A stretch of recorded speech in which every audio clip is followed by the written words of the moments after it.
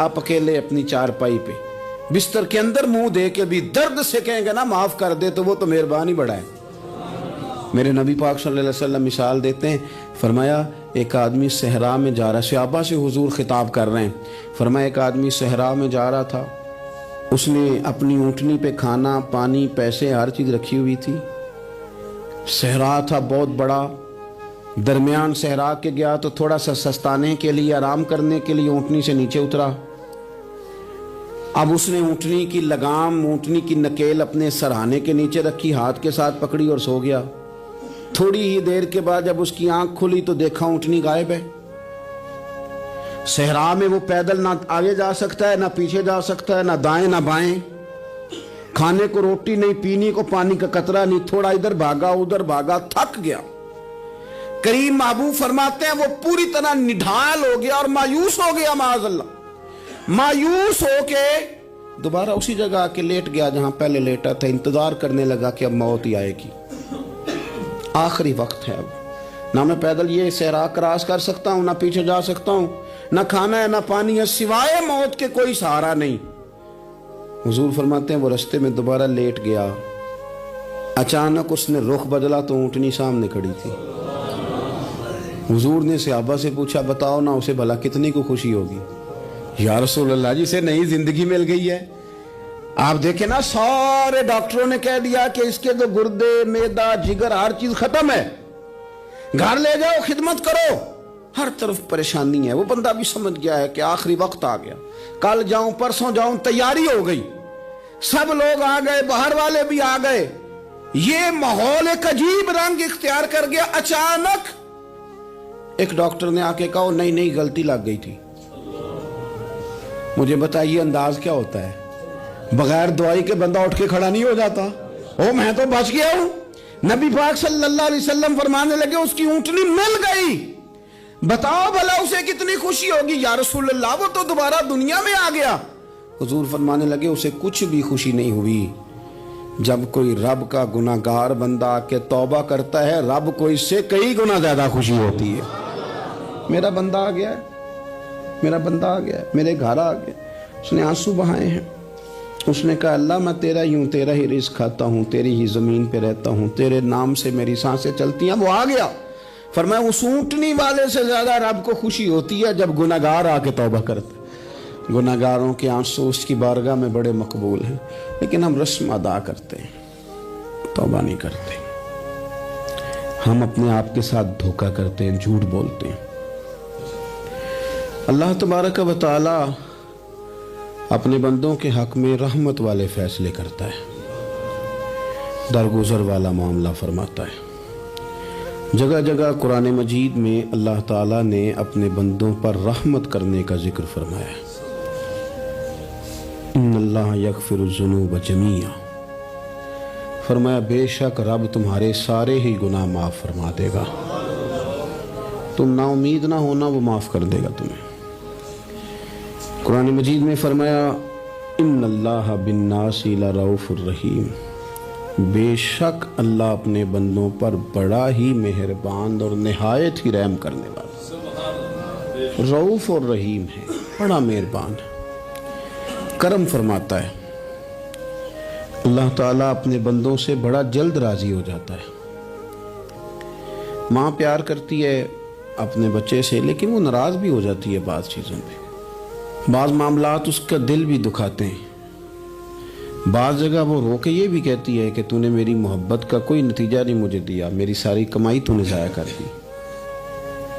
والد بہت ساری جگہوں پہ ناراض ہوتا ہے، شکوہ کرتا ہے، کہتا ہے میری بیماریوں کی، پریشانیوں کی، بڑھاپے کی، کمزوریاں کا سبب بیٹے تو ہی بن گیا، یہ ساری تکلیفیں تو ٹھیک ہو جائیں تو میری شاید عمر بھی بڑھ جائے، صحت بھی ٹھیک ہو جائے، میں زیادہ دیر جوان رہ سکوں۔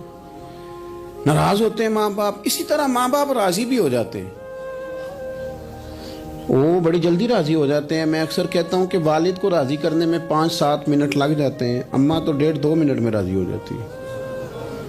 ابا جی کو 5-7 منٹ لگتے ہیں، کئی دفعہ کہنا پڑتا ہے، کوئی دلائل دینے پڑتے ہیں، لیکن والدہ کے لیے تو کچھ بھی نہیں، آپ نیرا جا کے پیروں میں بیٹھ ہی جائیں، کچھ بھی نہ کریں، آپ پورا روئے نہ رونے والا منہ ہی بن جائے تو اماں تو نرم ہی نرم ہے، جس وقت جو مرضی آپ کرا لیں ہو گیا۔ اللہ تبارک و تعالی بلا مثال و بلا تشبیہ سمجھانے کے لیے عرض کرتا ہوں، اللہ بھی بعض معاملات میں اپنے بندوں سے ناراض ہو جاتا ہے۔ وہ کہتا ہے میں تکبر کرنے والوں کو پسند نہیں کرتا، وہ کہتا ہے فسادی پسند نہیں ہے، وہ فرماتا ہے کہ راہوں میں کجی کرنے والے پسند نہیں ہیں، وہ فرماتا ہے کہ بدعہدیاں کرو گے تو میں صبح قیامت تم سے سوالات کروں گا۔ اللہ تبارک و تعالیٰ بہت ساری چیزوں کو ناپسند کرتا ہے، ناراض ہو جاتا ہے، بلکہ نبی پاک صلی اللہ تعالی علیہ وسلم نے فرمایا تم بات کرتے کرتے کوئی ایسا جملہ بول دیتے ہو کہ رب اتنا ناراض ہوتا ہے کہ تمہیں پتہ بھی نہیں ہوتا، تمہارے لیے جہنم کا فیصلہ کر دیتا ہے۔ اس لیے پہلے تولو پھر بولو، خود اپنے لفظوں کی تو تم پہرے داری کرو نا کہ میں کیا کہہ رہا ہوں۔ اور حضور یہ بھی فرماتے ہیں کہ اس کا دوسرا پہلو بھی ہے، بعض اوقات تم بات کرتے ایسا جملہ کہتے ہو وہ اتنا راضی ہوتا ہے کہ تمہارے لیے جنت کا فیصلہ فرما دیتا ہے۔ ان کاموں کی طرف بڑے جن سے اللہ راضی ہوتا ہے۔ میرے نبی پاک صلی اللہ تعالی علیہ وآلہ وسلم نے ارشاد فرمایا، بعض احادیث میں لفظ یہ ہیں کہ اللہ اپنے بندوں کو دیکھ کے مسکراتا ہے جو اس کی شان کے لائق ہے۔ جس ترتیب سے ہم مسکراتے ہیں، جس ترتیب سے ہم روتے ہیں، جس ترتیب سے ہم کسی بات کا اظہار تشکر کرتے ہیں، خدا ان باتوں سے پاک ہے۔ اب بہت ساری حدیثوں میں آیا کہ وہ مسکراتا ہے، تو کیا مطلب ہے مسکرانے کا؟ تو علماء تفسیر نے لکھا ہے مسکرانے کا مطلب یہ ہے کہ وہ بڑا ہی راضی ہوتا ہے اپنے بندے سے، بڑا راضی ہوتا ہے، یہ مطلب ہے۔ ایک تو مسکرانے کا مطلب یہ کہ وہ بڑا راضی ہو گیا، وہ مسکرا دیا اپنے بندے پہ۔ اور ایک اس کا معنی خود نبی پاک صلی اللہ تعالی علیہ وسلم نے بیان فرمایا، مسند امام احمد بن حنبل میں حدیث ہے، حضور سید عالم علیہ السلام سے صحابہ نے پوچھا یا رسول اللہ شہید تو بڑے لوگ ہوتے ہیں، شہیدوں میں افضل کون ہے؟ تو اللہ کے حبیب علیہ السلام فرمانے لگے وہ والا بندہ جو ڈٹ گیا تھا کافروں کے مقابلے میں، وہ ہلا نہیں، پوری طرح ڈٹ کے جو لڑا وہ شہداء میں افضل ہے۔ حضور فرماتے ہیں وہ جنت کے بالا خانوں میں سیر کرے گا اور رب اسے دیکھ کے مسکرائے گا، رب اسے دیکھ کے مسکرائے گا، اللہ تعالیٰ مسکراتا ہے اسے دیکھ کے۔ اور اگلے جملے میں حضور نے وضاحت کر دی، فرمایا جب رب دنیا میں کسی پر مسکراتا ہے نا تو اس کا معنی یہ ہے کہ قیامت میں پھر اللہ اسے حساب کوئی نہیں لے گا۔ جس پر اللہ دنیا میں مسکرا دیا اس سے کوئی حساب، تو وہ کام ڈھونڈنے چاہیے نا جس سے اللہ مسکرائے۔ چھوٹا بچہ بھی ناراض نہ ہو تو وہ چیزیں وہ ڈھونڈتا ہے کہ اس کو کیا پسند ہے، چاکلیٹ لے جاؤں، فلاں چیز لے جاؤں، آئس کریم لے جاؤں۔ تو ایک بچے کے لیے، گھر کے لیے، سربراہ کے لیے اتنی محنت کرتے ہو تو وہ کام بھی ہمیں ڈھونڈ کے تلاش کرنے چاہیے نا جس سے رب راضی ہوتا ہے، اللہ راضی ہوتا ہے۔ بتاؤں وہ کون کون سے کام ہیں؟ نبی کریم صلی اللہ تعالی علیہ وسلم نے ارشاد فرمایا 3 لوگ ہیں جنہیں دیکھ کے رب مسکراتا ہے۔ یا رسول اللہ صلی اللہ علیہ وسلم وہ کون کون سے؟ تو محبوب فرمانے لگے ایک وہ بندہ ساری مخلوق سوئی ہے، آدھی رات ہے، رات کا پچھلا پہر ہے، اس نے اٹھ کے وضو کر لیا، مصلی پہ کھڑا ہو گیا خدا کی یاد میں، فرمایا اسے دیکھ کے رب مسکراتا ہے جو اس کی شان کے لائق ہے۔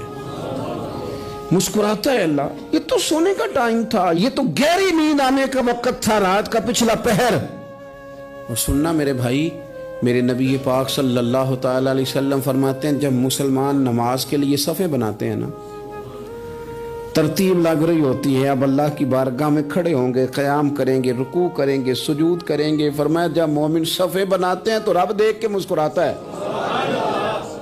مسکراتا ہے۔ کمال ہو گئے عروج بندگی کا، جب بندے کو دیکھ کے رب مسکرائے، خدا بندے سے خود پوچھے بتا تیری رضا کیا ہے، مسکراتا ہے۔ اور میرے نبی پاک علیہ السلام فرماتے ہیں جب مجاہد جہاد کے لیے صفیں سیدھی کرتے ہیں، آج تو یہ رب کے نام پہ مرنے ہی آ گئے، یہ صفوں میں کھڑے ہوں گے، ترتیب سے لڑیں گے، ترتیب سے گلا کاٹیں گے کافروں کا یا شہادت لیں گے۔ فرمایا جب جہاد کے لوگ صفیں بناتے ہیں تو رب انہیں دیکھ کے مسکراتا ہے۔ کتنے نصیبوں والا وہ بندہ ہے جسے دیکھ کے مسکرا دیا. او یار کبھی تیرا بیٹا تیرے سامنے مسکرائے نا چھوٹا تو تیرا دل باغ باغ ہو جاتا ہے. تیری ماں بیمار کسی ایک دن صحیح طرح ہنس پڑے تو طبیعت خوش ہو جاتی. مجھے بتاؤ نا جس کا رب بھی اسے دیکھ کے ہنس پڑے جو اس کی شان کے لائق ہے. کیا اس بندے کے نصیبیں ہیں, کیا اس کے مقدر ہیں. آپ اس مقام پر اپنے آپ کو لائیں. اب دیکھیں نا یہ حدیث آپ نے سن لی, اب ہم نے نا اس طرح صفحے نہیں بنانے جس طرح ساری دنیا, اب ذرا صفحے بھی شوق سے بنائیں گے. آپ ذرا تھوڑا سا شوق پیدا کریں گے, بھئی یہ تو میں وہ کام کرنے لگا ہوں جسے دیکھ کے رب مسکراتا ہے. نبی پاک صلی اللہ علیہ وسلم نے فرمایا جب کو بندہ توبہ کرتا ہے نا, ہم توبہ کا رٹا لگاتے ہیں, یا اللہ میری توبہ یا اللہ. اور توبہ کا تو مطلب یہ ہے کہ پچھلے گناہوں سے پکی توبہ, آج کے بعد یہ غلطی نہ کرنے کا پکا وعدہ, آج کے بعد رشوت تو نہیں نہ لے گا, ملاوٹ تو نہیں نہ کرے گا, یہ توبہ ہے. اور اگر سارے کام اسی طرح کرنے تو پھر یہ توبہ کا رٹا ہے, تو جتنا مرضی لگاؤ. حضرت علی بن ربیہ رضی اللہ تعالیٰ عنہ فرماتے ہیں میں مولا علی کے ساتھ تھا, مقام حرہ کی طرف جا رہے تھے, حضرت علی نے ہاتھ اٹھا کے دعا مانگی ہماری تعلیم کے لیے, ورنہ حضرت علی ہم صحابہ کو محفوظ عن الخطا تو مانتے ہیں نا. ہاتھ اٹھا کے کہا اے اللہ ہمارے گناہ بخش دے, تیرے علاوہ کوئی معاف کرنے والا نہیں. اور پھر حضرت علی آسمان کی طرف دیکھا اور دیکھ کے نا حضرت علی بن ربیہ کو تو مسکرائے. حضرت علی بن ربیہ کہنے لگے حضور مسکرائے کیوں ہو؟ فرمانے لگے ایک دن میں حضور کے ساتھ اسی طرح آیا تھا, اسی طرح حضور نے دعا فرمائی تھی ہماری تعلیم کے لیے, اور پھر حضور مجھے دیکھ کے مسکرائے تھے اور فرمایا جب کوئی بندہ رب کی بارگاہ میں اس طرح استغفار کرتا ہے تو رب مسکراتا ہے, اور مسکرا کے فرماتا دیکھ لو میرے بندوں کو پتا ہے کہ میرے علاوہ معاف کرنے والا کوئی نہیں. انہیں پتا ہے, تم اس کی بارگاہ میں رجوع تو لاؤ, آؤ تو صحیح دو آنسو لے کر.